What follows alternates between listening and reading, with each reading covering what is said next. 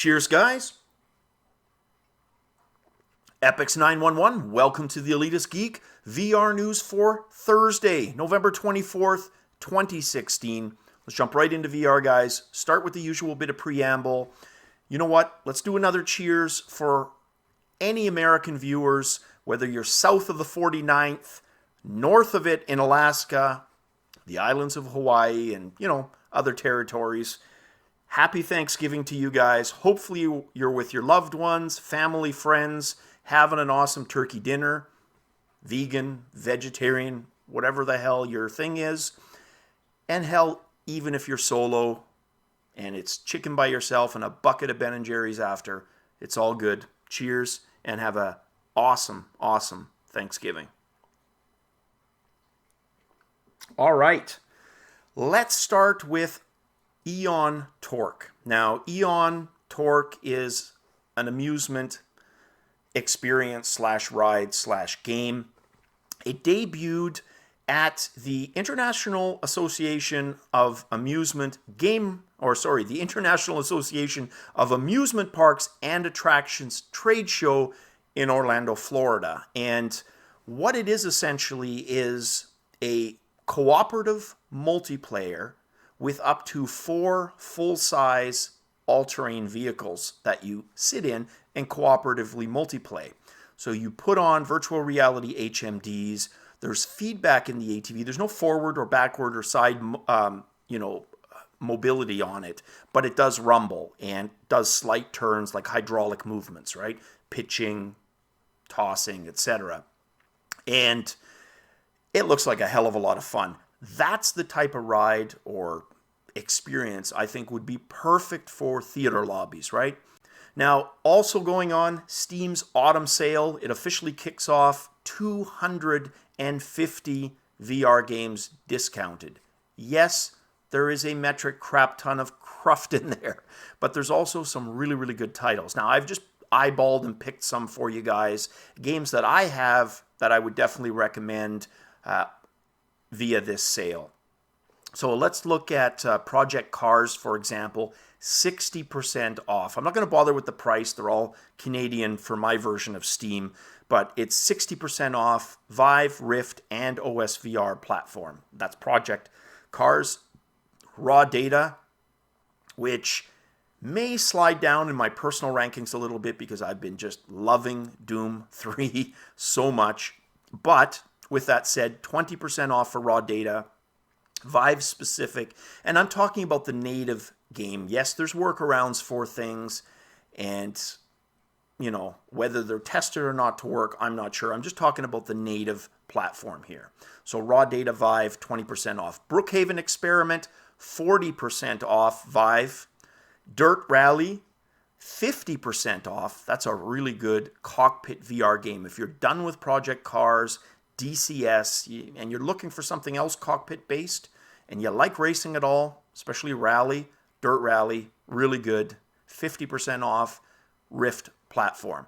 And then finally, one of you mentioned Tabletop Simulator to me. I picked it up today, 50% off. So in Canadian, I paid basically $11, regularly $22. And that is for the HTC Vive.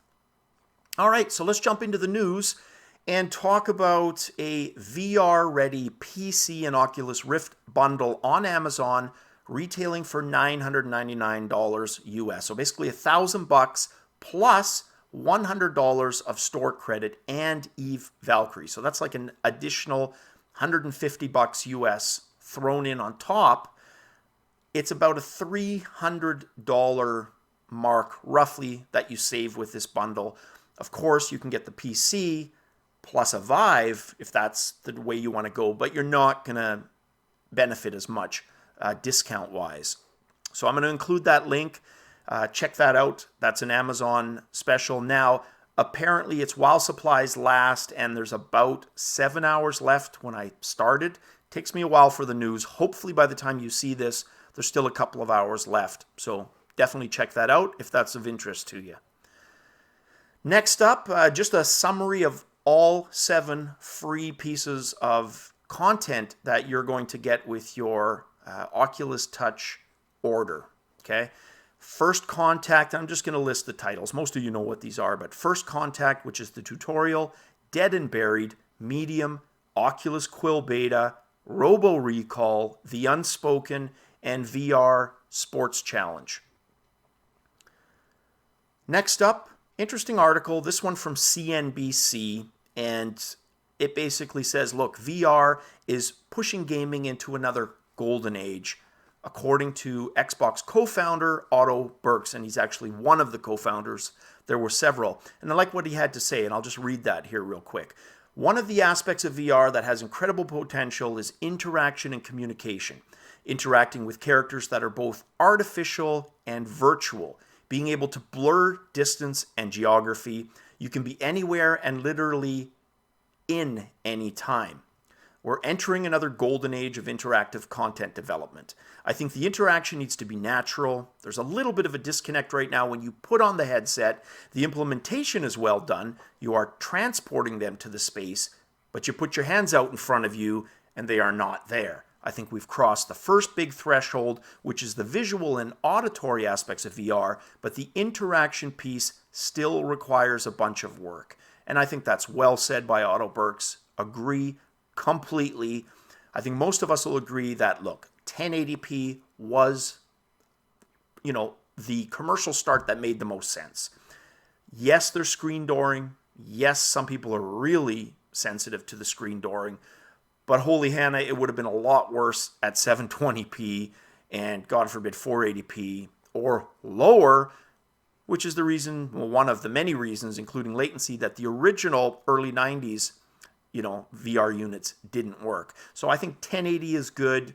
We've got rough audio, which is okay, but positional audio, haptic, better controls, there's all kinds of things, gestures, facial expressions, better NPCs, better AI, that are all going to come together or evolve in parallel and, start merging downstream to make it a more immersive VR experience. So yes, it's a decent start, but I would agree we're entering into a golden age. Once they start firing on all cylinders and all these things start converging and becoming part of the VR experience, guys, it's going to be freaking amazing. And it already is that much more. All right, next news piece. HTC Vive shipments to lag behind Sony PlayStation VR and Oculus Rift in 2016-2017, according to DigiTimes.com. This is really no big surprise to most of us. We've known roughly, what the numbers were. We knew what the numbers were back in the summer. We knew that Rift was ahead, Vive second, and we are realistic to Sony PlayStation probably having vaulted into the front spot, sales unit wise. So yeah, that's no big surprise. And I still think the numbers are really, really healthy, even for third place Vive. Shipments of the Sony PSVR devices are expected, this according to the article, to top 1.5 million units in 2016 compared to 650,000 units for the Rift and 450,000 for the Vive. So really 500,000 for those two, roughly, 1.5 million for the PlayStation in not even a full year. That's pretty good. And of further interest maybe is that sales, basically, of the HTC Vive for HTC represents 12% of its revenue stream in 2016. So, very cool. All right, guys, that is it for the news. As always, cheers. And again, to all my American viewers, happy Thanksgiving, guys. Have a kick-ass one. Definitely catch you guys on the VR flip side.